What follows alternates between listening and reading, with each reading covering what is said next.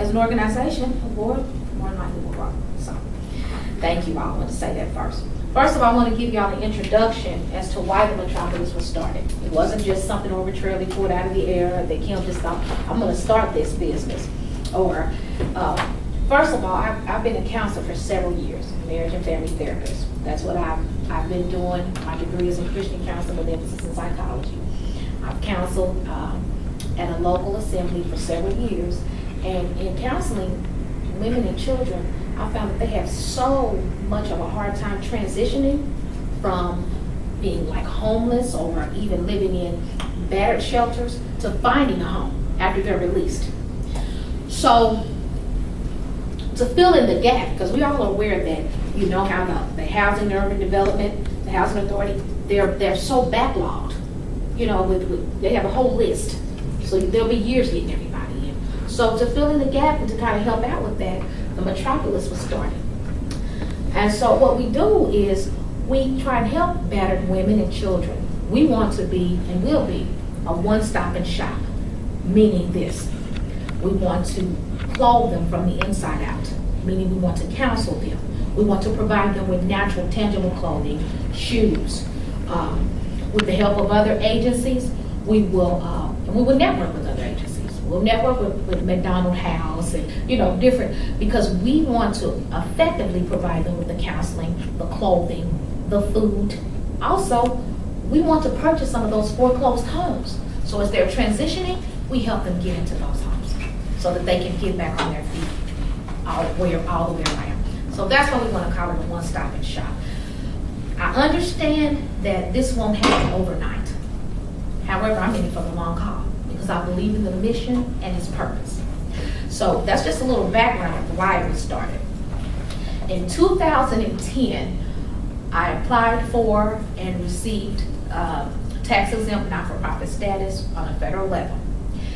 In 2012, I received the state not-for-profit. So that when we go in, if we purchase the food and things like that, it's tax-free. Everything we do is geared up to help the whole man.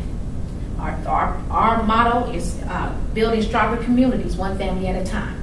Okay, so we just believe in a person being made whole. To the best of what we can do, make them whole. And so we want to be that one-stop and shop where that can happen at. And then if we need to refer them on to the WIN program where they can get employment and things like that, then we will do that. Okay, so it's not that we're omitting any other type of organization, but we're working congruently with the organizations. And that's what we're about. We'll be networking with different programs. So that's the schema. Does anybody have any questions about that at this point, or is it pretty clear? Okay. Last year, there were some organizations I was really impressed with, some of the sponsors and contributors that I reached out to and who actually responded. There were several who actually sent gift cards and things like that. And on that note, we were able to purchase shoes and help about 25 people. So I don't despise small beginnings. I welcome it because it's yet a beginning. Okay, and if without a beginning, you'll never reach your goal. So I was very grateful, and at the end of the year, early this year actually, we sent out a thank you letter to each and every establishment who helped us and let them know the number of women and children they blessed us to be able to help. So that's just our beginning. We've established, and I want to talk about the advisory board, why we were established. One, the advisory board helps keep it. It's the foundation for the organization. As we grow, yes, we'll have some volunteers. We'll have employees. I'll develop employee handbooks. I'm doing that now. I have several other operating type documents that will be added to this. This is the reason why these are like they are. Okay?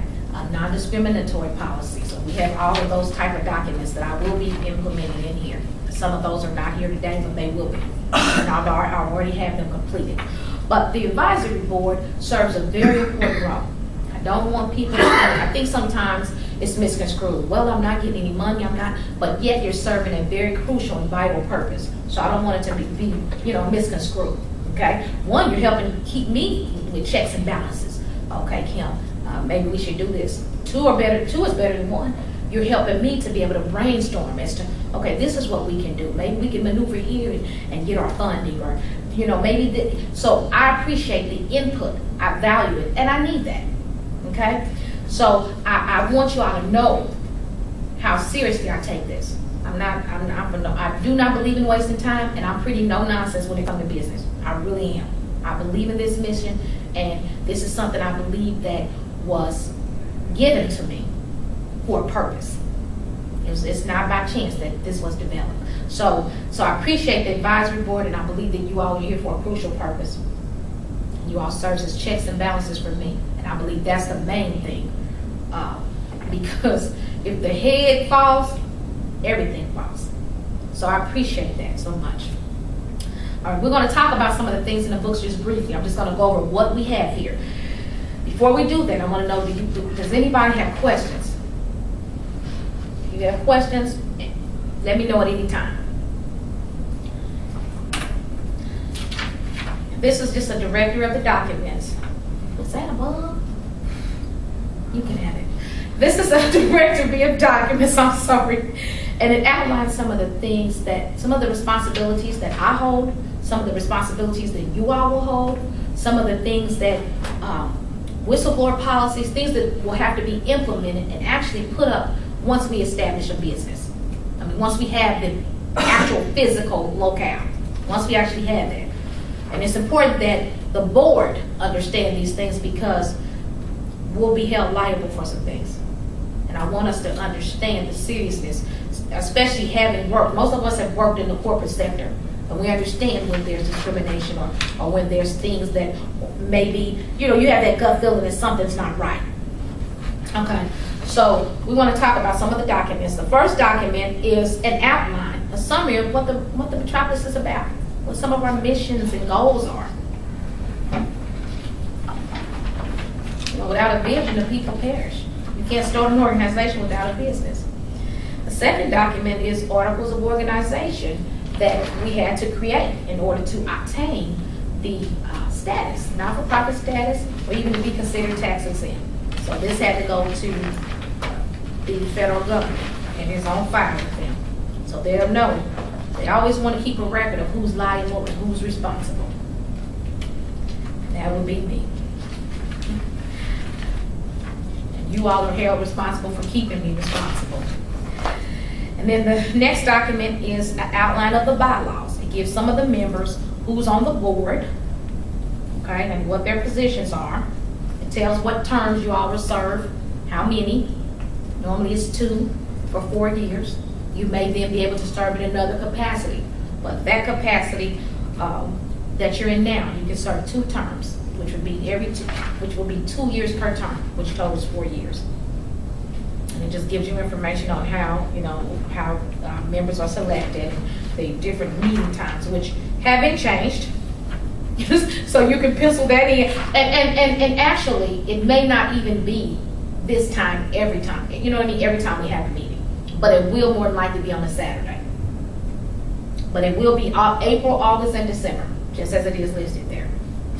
My preference is 4:30, but it's not always going to happen that way. And so, if you all have to ever cancel a meeting or say, I can't make it this time, let me know as soon as possible, okay? Because we may have things that at some point we'll have to vote on, and so we'll have to have a proxy. And this is why I want you to make sure that you familiarize yourself with the roles and responsibilities of the parliamentarian, okay?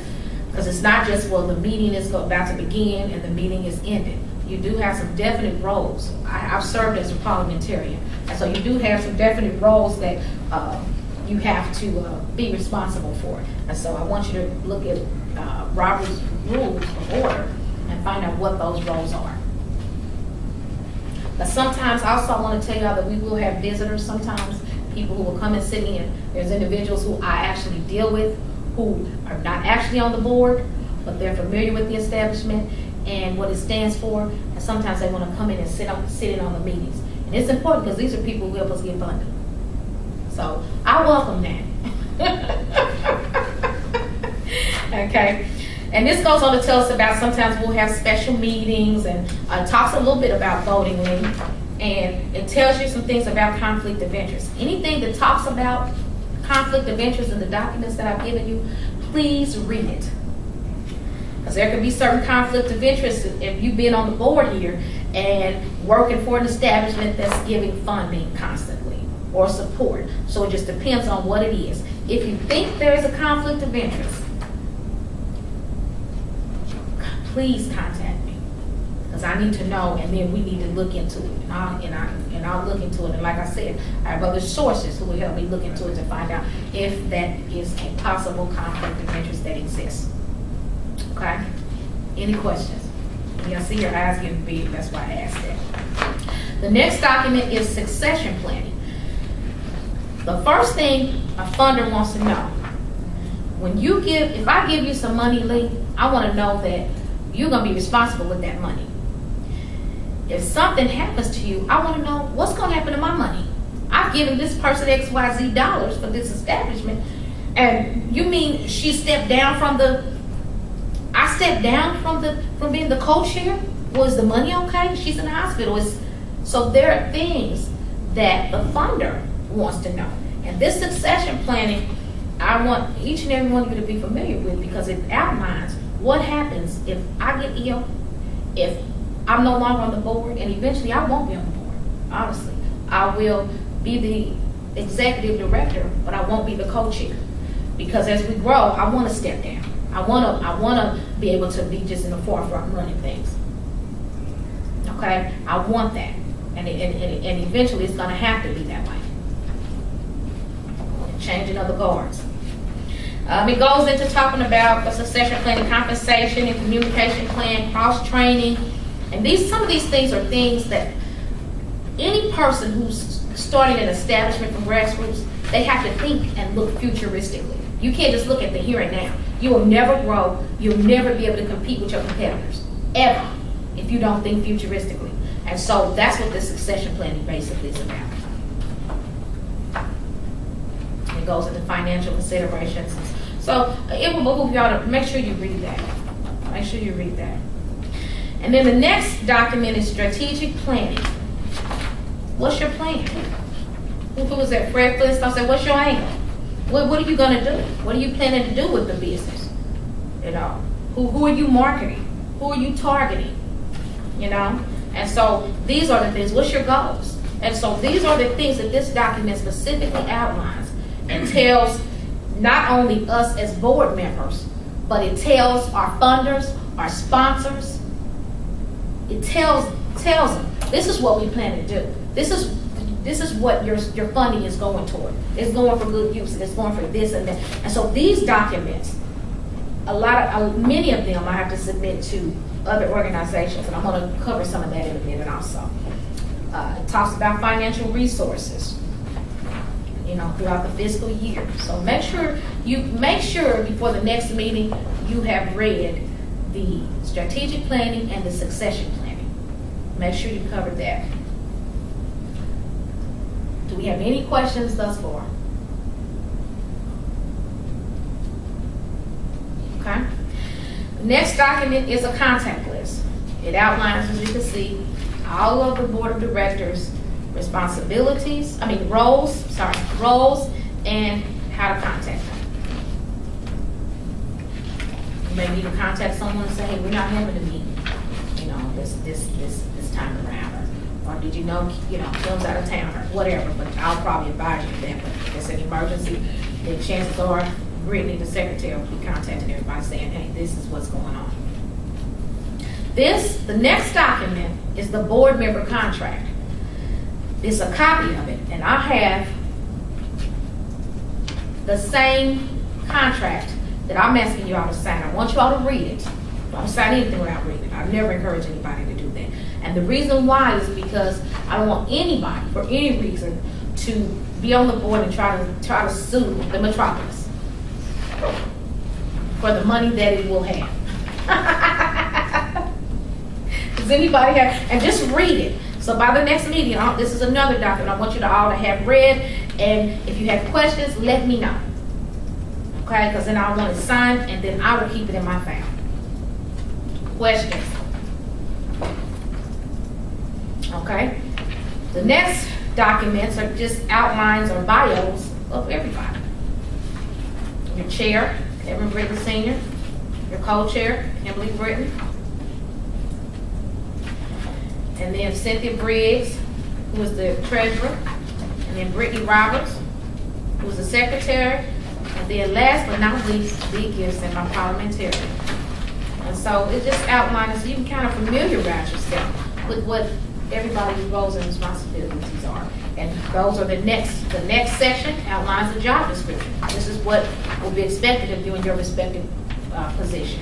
So just read that and it gives you that type of information. The last set of documents is something I think most people are wondering, why is this here? It's something that a lot of people don't think of. Sometimes when funders maybe give you money or you have a paper trail or a receipt or a copy, yeah, you use that stuff for your taxes. But sometimes certain things need to be discarded, certain things need to be kept, and this tells us this is how long this will be retained. Believe it or not, a lot of funders want to know. Once we paid you, Ms. Britton, how do you maintain our records? They're concerned about security. They're concerned about, and in this day and age with so much fraud going on and identity theft, you can understand them being concerned. So this document is very crucial and very important. Believe it or not, I did some research on this, and it talked about how some funders won't even get funding because they are concerned about how are you keeping my documents. I did a lot of research on it. How are you retaining them? What do you do after the fact? And so this is crucial information because they need to know. Some lenders or sponsors, they'll be out of town. They won't even be here locally. And they want to know, hey, how are you keeping up with those documents? And so this is you all don't necessarily have to know this per se, in and out, but I have to have this. And this is something I do have to go by. Because you can mess up your funding and your name, and people will pull their money back and say, I'm not gonna sponsor you. I'm not gonna sponsor you anymore. So this is just document retention. What we plan to do, how we plan to keep them, how long they'll stay on file, and things like that. Checks. How long do you keep those? You know? So it kind of gives the sponsor an idea that we're trying to be not just a business, but very organized and detailed in the way in which we handle their matters and things that they entrust to the organization. And then the last document, last but not least, is the whistleblower policy. And I put this in here because it is very important, and actually it's required once we actually have a physical locale that I post this in the establishment. It's required by federal law. You all can read over that, and I always admonish people, contact me. I'm not hard to reach, and I'm not difficult to deal with when it comes to that. Been there, done that. I understand it thoroughly, inside and out. So I want others to know. And I'm laying the foundation now because as we grow, I don't want anything to be out of whack. Because this is a serious policy. Very serious. So read that, and like I said, it'll be posted. So will the non-discriminatory policy. I have documents, like I said, that are at home that I have not put in this book. I also have organizational documents. They will go in here. I'm creating an employee or volunteer manual. That won't necessarily go in here, but each of us will have a copy because we should know how the volunteers are operating and what our expectations are of them. So that type of information we will have also. Okay? Any questions? Okay? And then I want to talk about some of the milestones. Right now, yes, sir? Before we move on, yes. One thing to keep in mind about this particular directory of documents is that these documents are living documents.